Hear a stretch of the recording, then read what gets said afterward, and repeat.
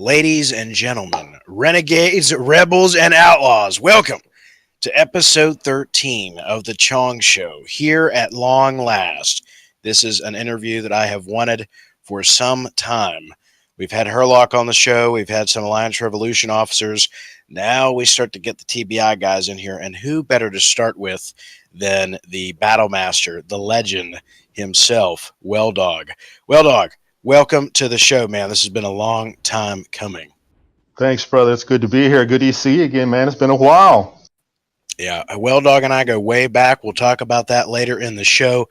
But we ask all of our guests when we have them on for the first time, Weldog, how did you get into World of Warcraft? What brought you to Azeroth? It was, I guess a little over 10 years ago. I was an FPS player. I played Halo 3, Gears of War, ran MLG in that, and there was another Battlемasters or something, I can't remember. So I got the Ring of Death one time, which is the little red ring that goes around the Xboxes that indicates it is no longer working. So the only thing, you couldn't go exchange it. The only thing you could do was package it up and send it back to Microsoft. And so that within 30 days, they'll still fix it and send it back to you. So I had nothing to do for my gaming time. I've been playing video games for a freaking long ass time. So, I was looking around at something to play and I see the free trial. So I'm like, okay, shit, I've heard a lot about this. I'll give it a shot. I haven't played an MMO RPG ever, I guess. I've played some old stuff, Bard's Tale, Quest of the Avatar, Ultima 4, all that kind of stuff, but nothing like this. So, like I said, I've been primarily FPS. So I jump in and I pop in and I use my tag Weldog because that's what I've used in gaming and poker for as long as I can remember. So I spawn, over there in Elwyn. I guess I can't remember the name of the little city over there where you spawn at, and I just appeared. And of course, I picked a mage because I've always played spellcasters in Diablo or whatever, whenever I was playing. So I picked a mage, and I was a fire mage. And of course, you only have one spell. It's Fireball. So I remember when I still remember this, I just appeared, and there was tons and tons of level 1s at that time. I mean, everybody was getting that free trial. People were, it was really, really gaining a lot of, Warcraft was really gaining a lot of attention, and it was growth. So there was a lot of people over there, like tons. And there was this level 7, and he wanted to duel me. And I'd been there minutes, just literally minutes. And so I said, yes, of course, I'm down for a fight. So I remember I had the keyboard turn. I was a keyboard turner. So I just literally sat there in one spot and spun around and shot fireballs at him. And of course, he freaking destroyed me. He said, "You suck, you keyboard turner." And I was like, "I don't even know what that is," So that's how yeah, exactly. So that's kind of how I got started. And it was a really neat experience. And honestly, by the time my Xbox had gotten back to me, I was already fully engorged in Warcraft. What was it that really hooked you into the game? Was it the community? Was it the PvP? What was it? The immersion? A combination? Well, it definitely wasn't PvE. I'll tell you that. It was pretty much the fact that when I got in and started doing quests and stuff, I met some people. There's a real big social aspect to it. It's not like anything I'd ever experienced because yes, I had clans in Halo, which was different. You're just in a clan. That doesn't really mean anything other than the people that represent the name tag. There's no there's no interface or anything really for that type of stuff. And so the immersion in this type of world, I remember I had a little hunter, this guy named Meatbone, who's a DK, and this little rogue named Bertillo. And we used to run around and do quests and stuff. So I've made friends with them. You're chatting. There was no voice communication at that time that we actually used. Vent was a lot. I think was just barely coming in. So the social aspect of it, yes. And then through questing, I kind of saw how big it was, and it kind of, I guess it's the aspect of getting to attain that at that time level 60. You know what I'm saying? I was like, God, I got to get there. I want to be able to rape in these. I want to try Battlegrounds and you can't do that, I think, till level 20. So once I got hooked into that, it was over. The rest was history. Yeah, the rest was definitely history. So before we get into, talking about the game and your favorite moments, Badmaster. Hmm. Later on in the show, I'd like to get one-word descriptions. So I'm going to name some players, and we'll get your thoughts on them. If you could describe them Okay. in one word, that's going to be fun. But I'll ask you, what have you been up to, man? Like, Weldog's been on hiatus for a while. You just came back recently. Hmm. What have you been up to? I know you said you like to play cards, and I know you've been in Vegas. So, what have you been up to Hmm. in Vegas? How was that? Well, I guess back in 2007, I initially quit my job to play professional poker. And so I started out and I did really well in 2007. I didn't win any big tournaments, but I got, top three a couple of times, and was Wow. playing cash games on the side and playing in a lot of Houston poker rooms. And I was doing that while I sold yachts at that time in Kima, which is South Houston. So that's how I got into poker. And so that kind of, I quit my job. That was initially when I quit my first job in selling yachts. And then since then, I've been in and out of playing it exclusively for the last 10 years. I went broke playing it twice. And it's a tough deal, bank management. When all that money's coming in, you don't really know. It's kind of weird because you got stacks and stacks of cash, and it's just devalued. It means nothing to you. So we've a lot of players that have problems with bankroll management. So a couple years ago, when I quit Warcraft, I went to Vegas exclusively to live there and to play. So that's where I've been for the last 2 years doing that. So I came back to Houston after the Harvey hurricane. My brother owns a renovation company here, so he needed some help running it because the massive damage that was here in Houston. So I came back to Houston and got an apartment here, and then started helping with the company. And then I have a lot of free time, so I was like, man, I'm gonna. I was talking to Chip Brenner. I don't know if you guys know him, but he owns me from I Houston remember. Poker. So he's a poker player. Nice. Nice. And so I've always kept in touch with him. He's like, dude, just come back and play. So I logged on, and there was literally no one on, like no one in TBI, no one, none of I knew no friends were on or nothing, and I was like, wow. So I logged off, and then I came back a couple days later, and I logged back in again, and again it was the same thing. So I said, fuck it, I'm just going to go ahead and start doing BGs. So once I started doing that, people started seeing me on consistently, and then boom, boom, boom, boom, started growing again and stuff. So that's where I've been for the last couple of years, I guess, leading into where I'm at right now. That is such a Weldog thing to do. Like, if you're gonna leave WoW, you go to Las Vegas. Oh This yeah, is a Weldog. and That's real yeah, nice of you, man. it's a total different city. It's absolutely amazing, the dynamic of that city, because once you leave the strip, it's totally different. The people are different, the atmosphere is different. It's like they don't even know the casinos are really there. It's really strange, but to say the least. Not to mention the Interesting. fact that legalization in Las Vegas was a just happening or beginning to happen. So there was a real big confluence of that there as well. All right, Weldog, your favorite moment, if you could pick one for each of these: arena, battlegrounds, and world PvP. Let's start with arena. What would your favorite moment be that you can remember? Oh gosh. I remember this was when Arena first started, and I was playing with Fiskin and Die-Hop. Fiskin was a rogue back in the days, and Die-Hop was a priest, and we were running RMP. And this was when we were exclusive to the Whirlwind server. Remember how it had like us, and like there was about 5 or 6 other servers that we constantly fought each other. You didn't fight That's anybody right. Battle else, groups. and like you never, battle groups. You never fought Dog Spear, Tichondrius, or anything like that. So anyway, and so there was a server called Moonguard. I'm pretty sure most of you guys have heard of, and it's an RP server. There's a lot of crazy stuff that goes on there. So we pop out in Dalaran sewers, and there were 3 gladiators from Moonguard there, and we were laughing so hard because it's Moonguard. You're right. You're like, they're Yeah, gladiators, but what the fuck ever? Because they I'm had the real laughing glad here. titles on.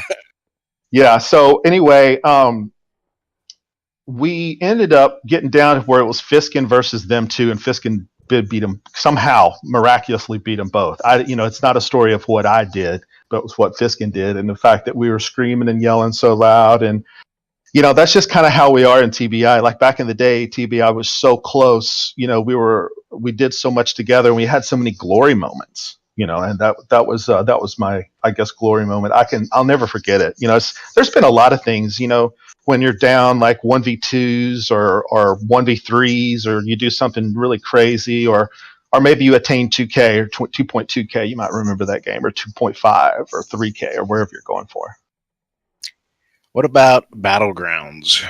Rated battlegrounds, or just random battlegrounds? Well, they're actually rated. I've been on Twitch before facing the Battlemaster teams, but none of that really stands out.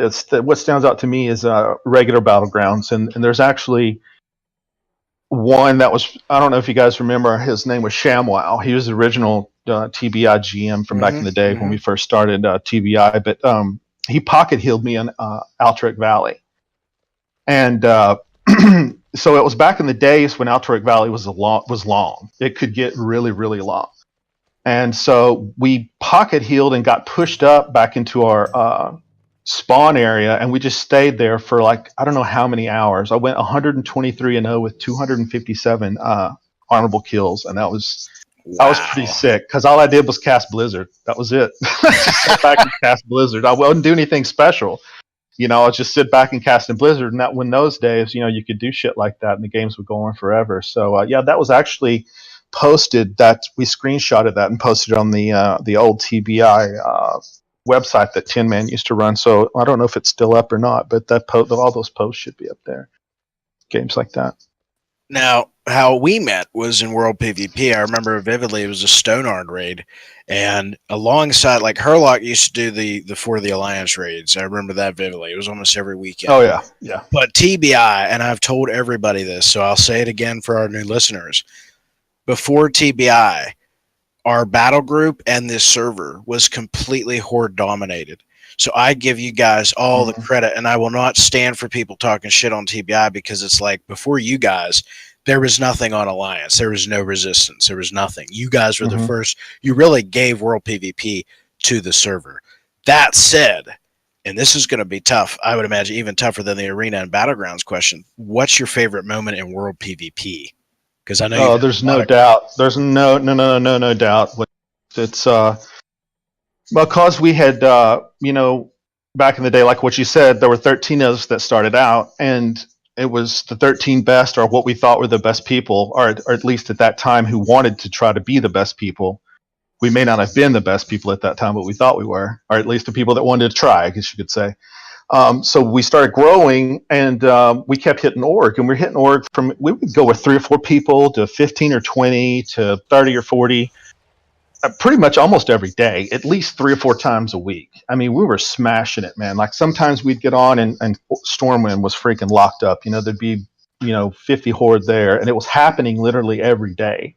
So, like, it was us versus, it was before Bloodbound. It was a guild called Psycho, and they were led by a guy named the Shattered, and also a guy named Deathblown. They were both warlocks, Destro warlocks at the time, who I've had numerous encounters with both of those fools over the years. But so anyway, so I was like, man, let's get a fucking shit ton of people and just go take their city, take the whole entire freaking city.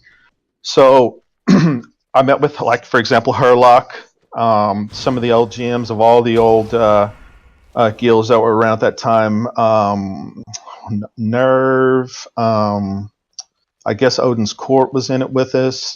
We were there at Odin's Court, there was a whole bunch of them back in the day. So I would met with the GMs in secret for like a month, and I would meet with them for like once a week, and I'd say, listen, this is just me talking to you guys. Don't spread a word. Do I have your confidence in them? They're like, yeah, cool. Because it was at that time, if you spam something in guild chat, it was getting out. There were spies everywhere. It was so fucking weird. Like, we hated them so much, and they hated us. Like, it was really crazy. Like, people couldn't wait. We would have like 75 to 125 people online at sometimes. You know what I'm saying? It was, for this server, that's really, really a lot of people. So anyway, so I said, listen, here's what you're going to do. You're going to plan your normal raid at this particular, or you're going to move it to this time if it wasn't this time. And you're going to group your raid at your raid points, like you're going to go ahead and raid. And then what we're going to do, we're going to have mages poured in and port all you guys to Durotar, just south of the cliffs right there at this one spot we had picked out. So they said, okay, cool. So they got all their raid groups together, and we ended up we initially started with 120, and it got up to over 160, and because we were pulling people constantly in with lock ports. So that video is still on Warcraft YouTube. Buck Nasty, actually, another original 13, and he was the Exotic was another one. They put that video up. It's a really cool video, but it's in 240p, so it actually kind of sucks. So anyway, we rolled in there, and man, it was so awesome. You can see, if you watch that video, there's just, back then you couldn't fly. You were all in mounts. So we took the mounts through, and there's just this long ass freaking just forever of people in a single line going in there. And as soon as we got in there, we just went straight to the auction house, and I guess we stayed there for several hours. I mean, they couldn't spawn. They'd spawn and die. It was just really, really awesome. And it was kind of us setting the tone at that time of like, listen, you guys have been, fucking with us for years and pushing us around. So we just freaking popped them right in the mouth, man. It was really a lot of fun. And I'm sure that, people that are listening to that, many of those people were there, and a lot of people that, over the years, that was one of their fondest memories as well. But for World PvP, there's been a lot of times, and we've had Gurubashi challenges, fights, all kinds of stuff, camping Psycho, them camping us, bullshit like that. But that definitely stands out as the thing that I still watch that video every once in a while, even during the years I was gone. I'd maybe a couple times a year I'd go watch it and say, wow, that was really a fucking badass night. TBI was really a phenomenon, and it's hard to describe, but I just remember it forming, and then you see the activity on the forums, and then you see a movement take place on the server. So it was really a phenomenon. Your history as a gamer, Weldog. You mentioned you played FPS, but what was the first video game you can remember playing? What first Atari got you to gaming? 2600, Pong. Wow, so you and Big in the same boat on that one. Big Dad's one of our generals. Pong, huh? Yeah, I started with a 2600, and then I bought a Commodore 64. And that's when I first started playing games. Back in those days, it would take literally about 30 minutes to load the game up, and it took a long time. And I played a game called Ultima Quest of the Avatar, and I just it was after I did my homework, I would just beg to play video games, and I would play it until I had to go to bed. And so then I kind of got away from video games in high school, except for Nintendo and shit like that. Because you're mostly chasing chicks, and I'm saying the guys would get together before we'd go out and play video games and slam beers and stuff and shit like that. But it was mostly PlayStation, shit like that. So PlayStation pretty much, Super Nintendo, those type of games. I didn't really get hardcore back into, I played Diablo on PC back in the day, beat Diablo 2. Didn't play Diablo 3 though. And then I got into FPS when I first started playing Halo, the first Halo. But I didn't really get into it really big, I would say, until probably Halo 3. So then I played, and then, but Tyler transitioned to Warcraft, and there you go. And shifting back to Warcraft here, who was your favorite rival, the favorite player that you just loved to hate, you loved to gank? Deathblown. Deathblown. With a very, very close second to Shadow. Like, for example, when we were going to Wintergrasp, which was everybody knows what Wintergrasp is if you guys are listening to this.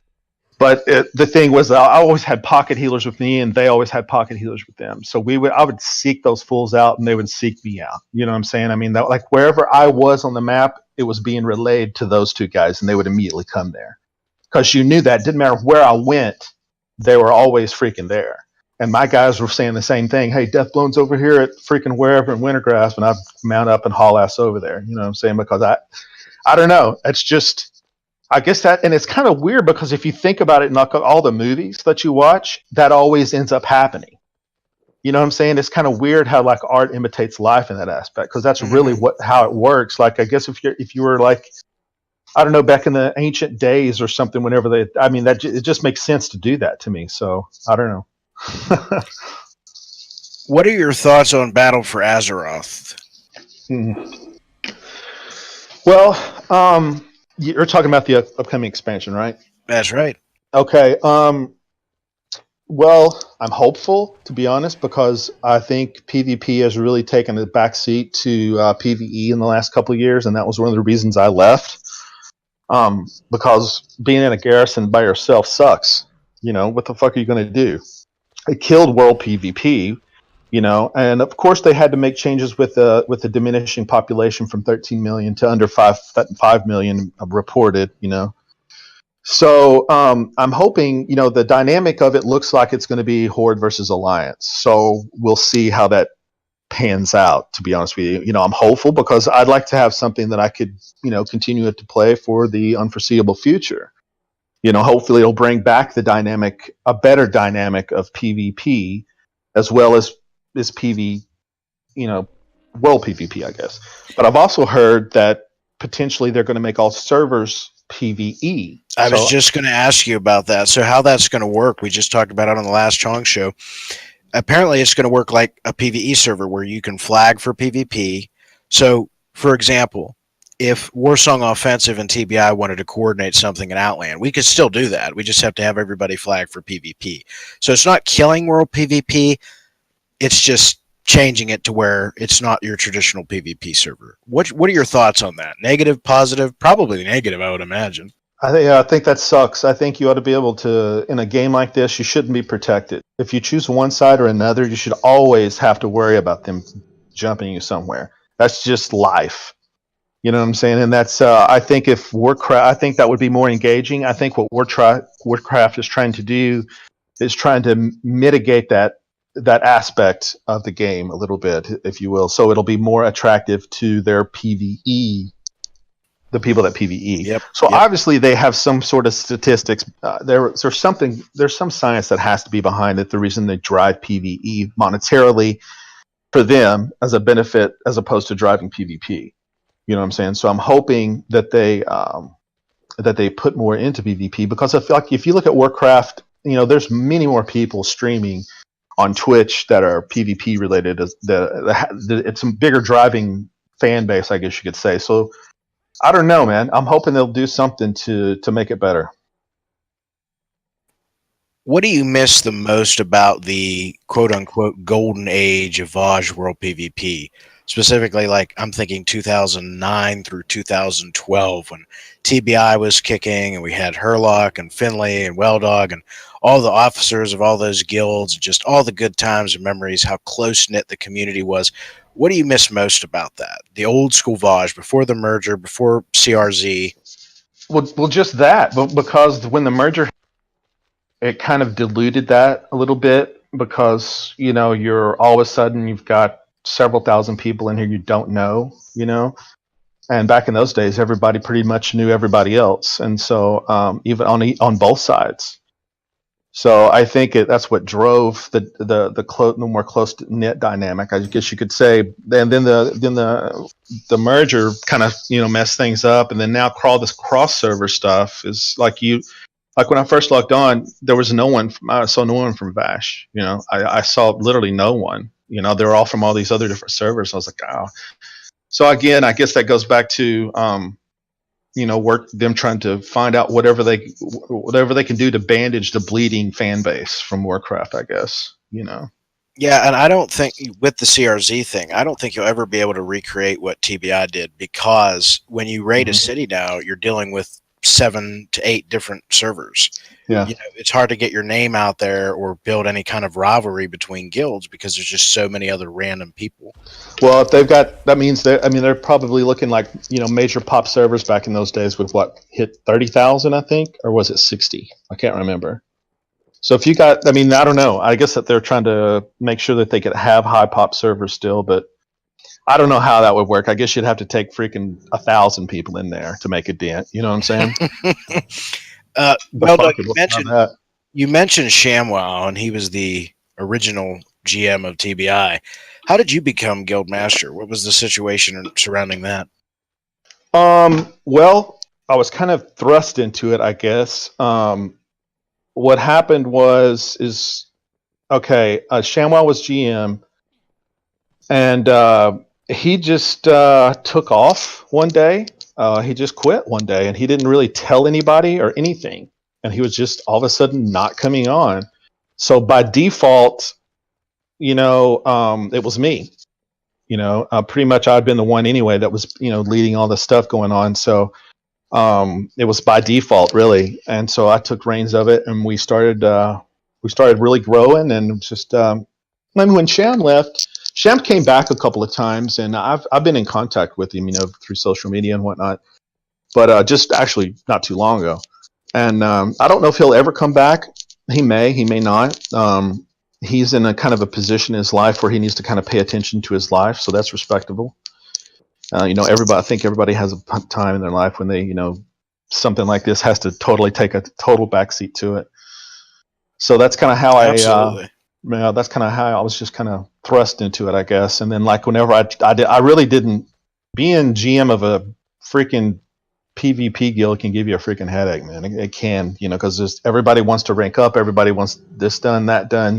They have issues, and so it's that was kind of one of the reasons I took a break, or took that long extended break, or quit, or whatever you want to call it, was because there was so much drama going on, and I really am anti-drama. I just want to, have fun and PvP and stuff, but sometimes you can have a lot, because in PvP there's a lot of I'm the best, I'm better than you type of deal, and there's a lot of there's a lot of alphas and EPing and egos and shit like that, so it's hard to deal with. Well, I'll tell you what, buddy, the leadership of TBI couldn't have passed to a better member and a better officer.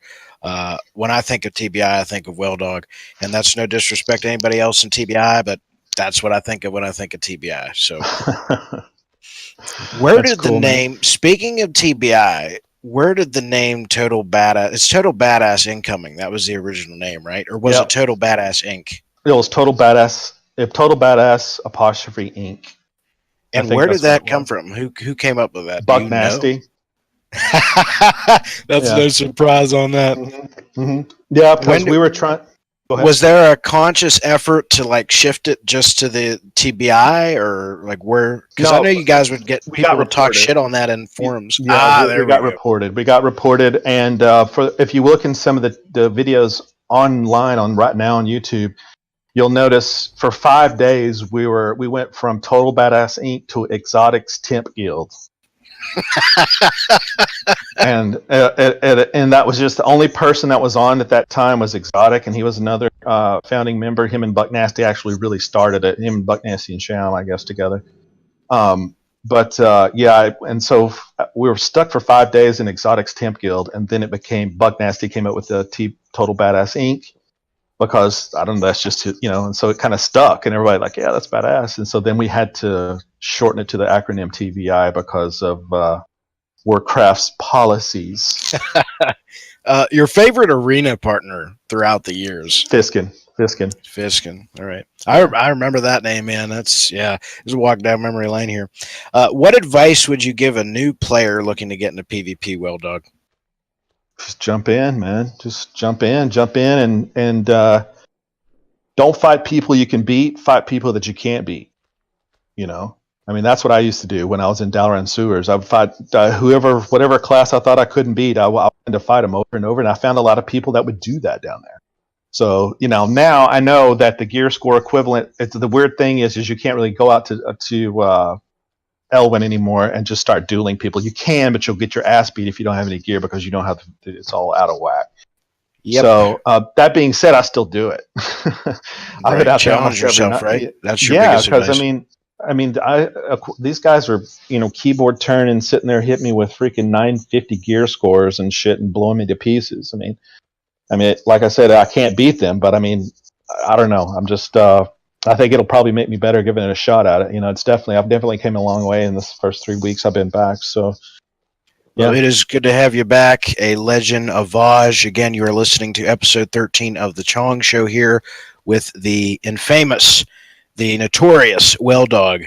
I'm going to list some player names here, and you try to describe them in one word. Now, are you sure I know them all? I'm sure you know them all. Okay. Maybe one you might not know. All right, here we go. No disrespect, because I've got a terrible memory, so go ahead. Okay, so one word, describe the following players. We'll start with Herlock. Nice. Winners.